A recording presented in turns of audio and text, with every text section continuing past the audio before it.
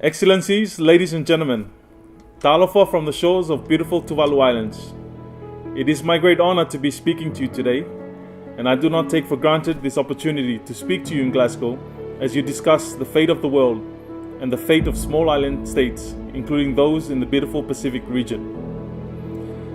Climate change and sea level rise are deadly and existential threats to Tuvalu and low-lying atoll countries.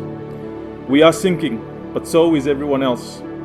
And no matter if we feel the impacts today, like in Tuvalu, or in 100 years, we will all still feel the dire effects of this global crisis one day.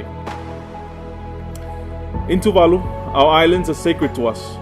They contain the mana of our people. They were the home of our ancestors. They are the home of our people today. And we want them to remain the home of our people into the future. This is why this call to you from Tuvalu is not just a political statement. It is a call that reverberates from our 8 islands and our 12,000 people to the international community. We are petitioning and demanding that global net zero be secured by mid-century, that 1.5 degrees be kept within reach, that urgently needed climate finance be mobilized to address loss and damage, and that there be greater accountability from all nations and peoples to act as good stewards of the earth. But we are also not going to wait for the world to get its act together. We are looking to the future and preparing now for the worst case scenario where our lands disappear and our people must leave.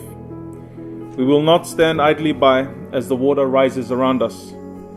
We're not just talking in Tuvalu, we are mobilizing collective action at home, in our region and on the international stage to secure our future. On the national level, we are pursuing bold legal avenues to ensure that Tuvalu's existing maritime boundaries will remain intact and we will be recognized as sovereign even if our land territory is lost to climate change. We are also rapidly adopting innovative digital tools and platforms to build a digital nation. New digitized systems will allow us to continue to fully function as a sovereign state regardless of land loss or relocation. At the regional level, we see the tremendous importance of platforms like the Pacific Climate Change Migration and Human Security Program and the Joint Working Group on Climate-Related Mobility, co-chaired by Tuvalu and Fiji. These platforms will provide Pacific-led arrangements to support climate-related migration that are informed by our unique cultures, values, and ways of life.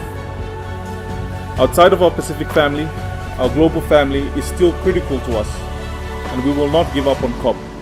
We will continue to promote our value of kaitasi, which refers to our shared responsibility to act in the best interest of the global community, and also the value of falepili, which represents our duty to act as good neighbors to all nations and peoples. We all have a responsibility at COP26 to address climate change and ensure that climate mobility, at whatever scale, takes center stage. In Tuvalu, we are living the realities of climate change and sea level rise as you stand watching me today at COP26. We cannot wait for speeches when the sea is rising around us all the time. Climate mobility must come to the forefront. We must take bold, alternative action today to secure tomorrow. Tuvalu Moderno.